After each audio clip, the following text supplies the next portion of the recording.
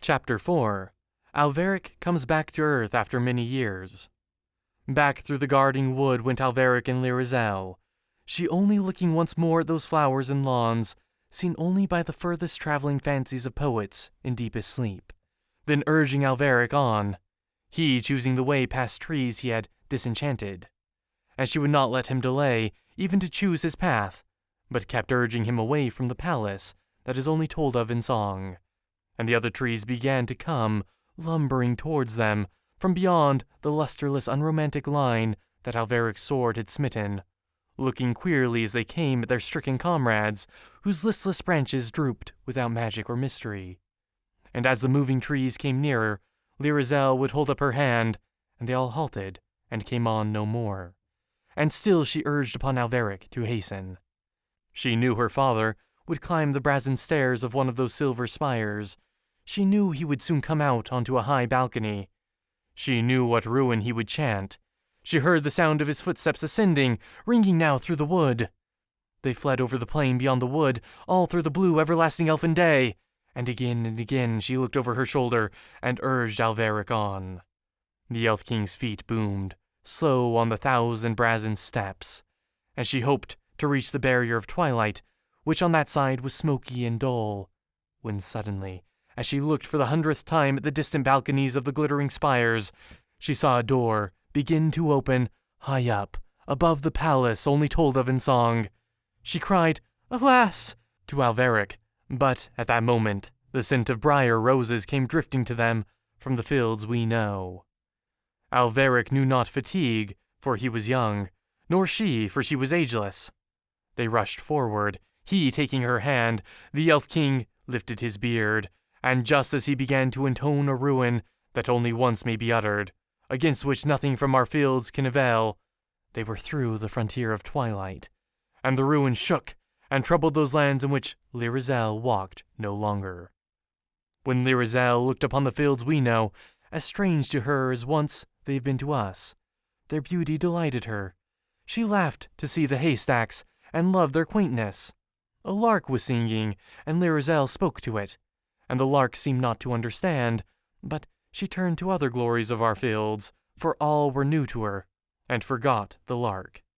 It was curiously no longer the season of bluebells, for all the foxgloves were blooming, and the May was gone, and the wild roses were there.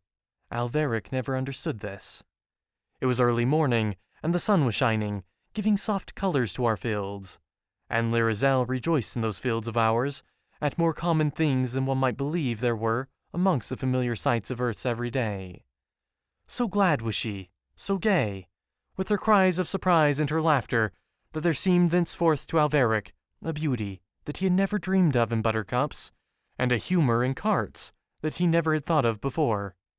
Each moment she found with a cry of joyous discovery some treasure of earth's that he had not known to be fair.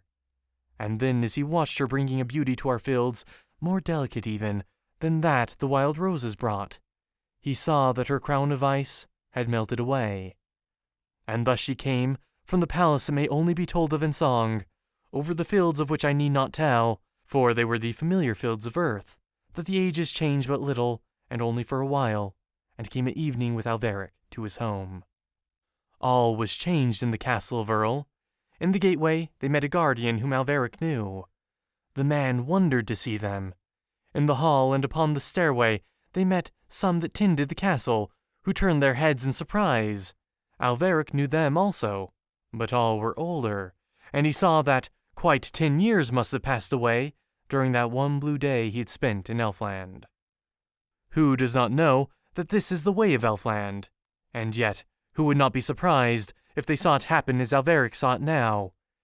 He turned to Lyrizel and told her how 10 or 12 years were gone. But it was as though a humble man who had wed an earthly princess should tell her he had lost 6 pence. Time had had no value or meaning to Lyrizel, and she was untroubled to hear of the 10 lost years. She did not dream what time means to us here. They told Alveric that his father was long since dead, and one told him how he died happy, without impatience, trusting to Alveric to accomplish his bidding, for he had known somewhat of the ways of Elfland, and knew that those that traffic twixt here and there must have something of that calm in which Elfland forever dreams. Up the valley, ringing late, they heard the blacksmith's work.